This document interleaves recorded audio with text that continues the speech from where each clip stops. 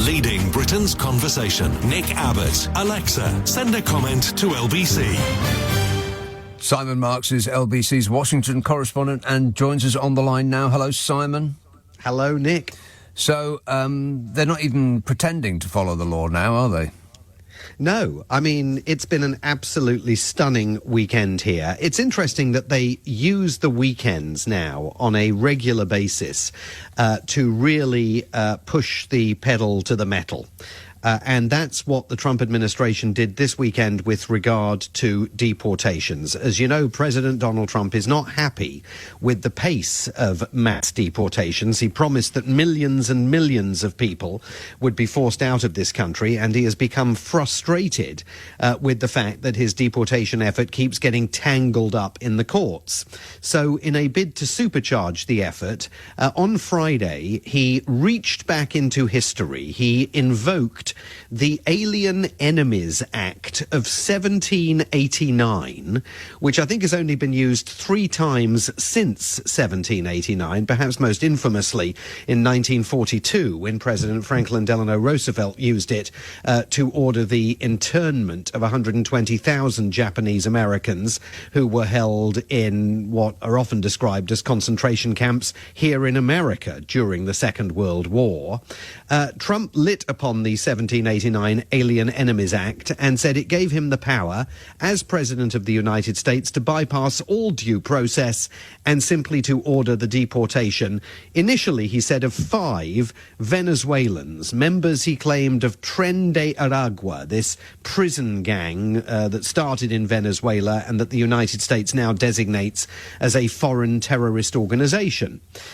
A judge here in Washington, D.C., on Saturday afternoon issued a ruling saying that these deportation flights must not take place, that he needed more time to consider whether this 18th century law can in fact be used as the President of the United States had suggested. And not only was he ordering deportation flights not to begin, but he even said that if there were any planes already in the air, and he didn't know if there were because the government lawyers were playing fast and loose during the hearing, but if there were planes already in the air, they needed to be ordered to turn around in the middle of their flights and return to the United States with the deportees on board.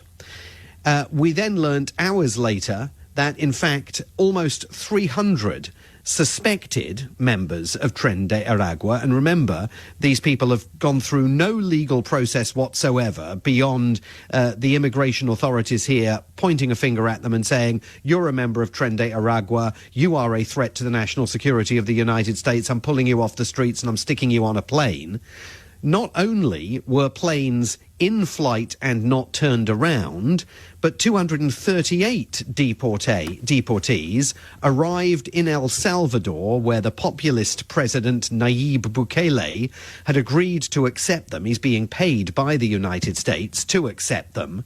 And on Nayib Bukele's social media feeds, we saw absolutely astonishing video of the brutal treatment, the manhandling, the shackling, the forced shearing of the hair of these alleged Tren de Aragua members as they arrived to be incarcerated in El Salvador for at least the next year with no access to any kind of due legal process, and they could be there, potentially for a very, very long time to come.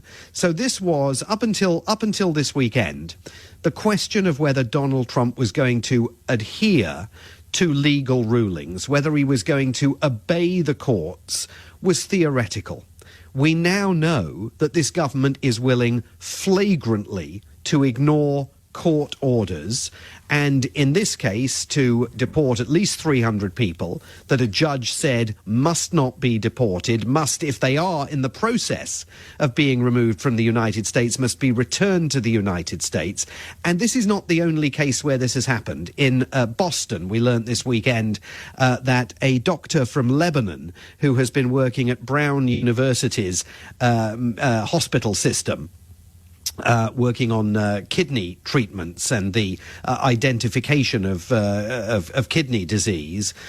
She was detained suddenly at Logan Airport in Boston last Thursday when she arrived back in the United States from a family trip in Lebanon. She had a valid H-1B visa.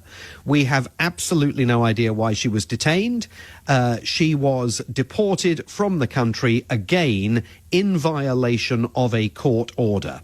So this now takes things here to an entirely new plane. A president of the United States, a Trump administration, he was backed up today on social media by Secretary of State Marco Rubio, perfectly willing simply to trample on courts and their rulings. And this is a judicial system that already can't keep up with the dizzying pace of activity that deliberately the Trump administration has been engaged in the nearly 9 weeks since the president's inauguration. So that suggests a very, very dark road ahead here that's being taken by an administration that simply has no interest in working with Congress, absolutely no interest in obeying court orders, and simply plans to rule by presidential diktat. So what can the courts actually do?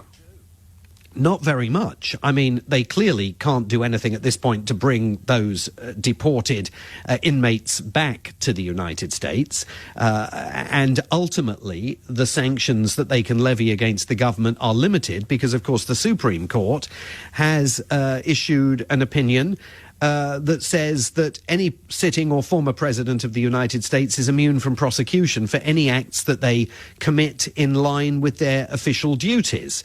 Now, there could be more court orders that say, actually, you can't use this 1789 Alien Enemies Act the way that you're planning to use it, and the administration will then appeal those rulings immediately to the Supreme Court. But we've seen other court rulings that the administration in the last few days has absolutely trashed. I mean, there's been a series of court rulings. One has said they don't have the power to lay off all the federal workers that Elon Musk is laying off root and branch all over the government.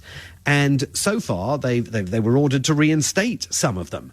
And so far, they've completely ignored the ruling. Indeed, the White House press secretary has described it as unconstitutional. Well, we have no idea if it's unconstitutional or not because it hasn't risen to the level of the Supreme Court yet.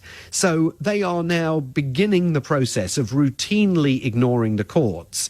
And the courts appear to have very little capacity to do very much about it, which is a real shock because, you know, we all went through, Trump won and thought, oh, well, at least, you know, the guardrails have held just about.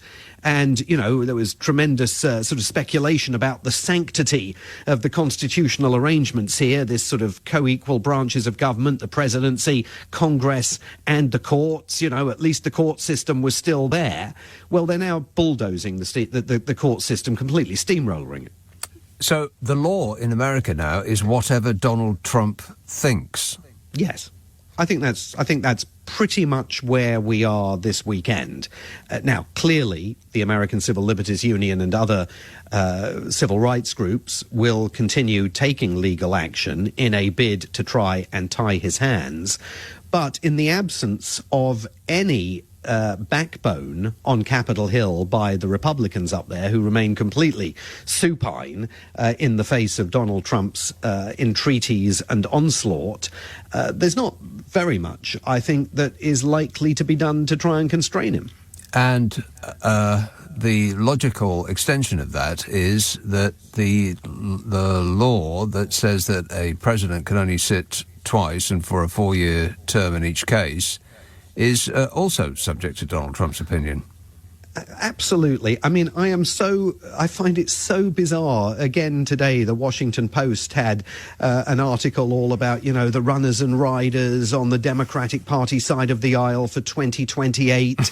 You know, we've seen Rahm Emanuel, the former mayor of Chicago, former ambassador to Japan. He's apparently planning a presidential run. Pete Buttigieg, the former Secretary of Transportation in the Biden administration, he's thinking of mounting a presidential run.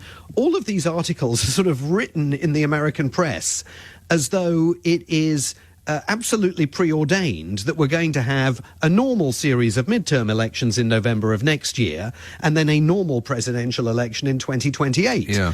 And there is no reason, observing what we're seeing in only week 9 of this administration, to believe that that is necessarily the case. Yeah, I mean, I read the Washington Post and the New York Times, and bar a few stories here and there which contain a little outrage, it doesn't seem as though they're actually living in the real world anymore.